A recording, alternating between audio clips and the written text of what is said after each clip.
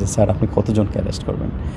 Arrest তো কোনো সমাধান হতে পারে না। তার চেয়ে যদি আমরা পোর্ট এবং কাস্টমসে কেন দুর্নীতি হচ্ছে বা সিস্টেমে কি প্রবলেম আছে সেগুলো যদি স্টাডি করে আমরা যদি সিস্টেমের গ্যাপ অ্যানালাইসিস করে এইটাকে ঠিক করে দিতে পারি আর ডিজিটাইজ করতে পারি, তাহলে আমার বিশ্বাস যে আমরা দুর্নীতি একদিকে লাঘব হবে, অন্যদিকে স্বচ্ছতা আসবে এবং কাজের মান ভালো হবে।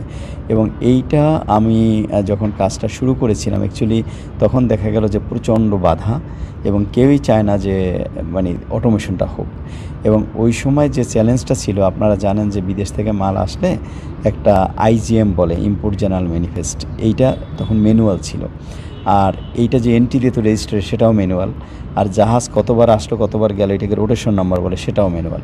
তখন আমি প্রথম যে কাজটা হাত দিলাম সেটা হলো আইজিএম মডিউলটা অটোমেশন করা। এবং এইটা যখন আমি অটোমেশন করতে হাত দিয়েছি তখন এটার জন্য টাকা দরকার ছিল, প্রায় অনেকগুলো জনবল দরকার ছিল, কিছু চেঞ্জ দরকার ছিল। এখন যে এফবিসিসিআইয়ের প্রেসিডেন্ট আছে মাহবুব সাহেব, উনি তখন চিয়ারম্যান চেম্বারে ছিলেন এবং ওনারা 5 কোটি টাকা দিয়েছিলেন। ওই টাকা দিয়ে সরকারি টাকা ছাড়া এই সফটওয়্যারটা তৈরি করা হয় এবং সেই সফটওয়্যারটা বাস্তবায়ন করা হয় এবং কাস্টমসের যেখানে 42টা ধাপ ছিল সেখানে অর্ধেক ধাপ কমিয়ে নিয়ে আসা হয় এবং যেখানে একটা জাহাজের টার্ন অ্যারাউন্ড টাইম ছিল 14 দিন সেটাকে 2.5 দিনে আনা হয়। কিন্তু এই ব্যাপক পরিবর্তন করতে যেটা হয়েছে যে আপনার সিস্টেম করাপশন বন্ধ হয়েছে, কিন্তু অনেক শত্রু তৈরি হয়েছে এবং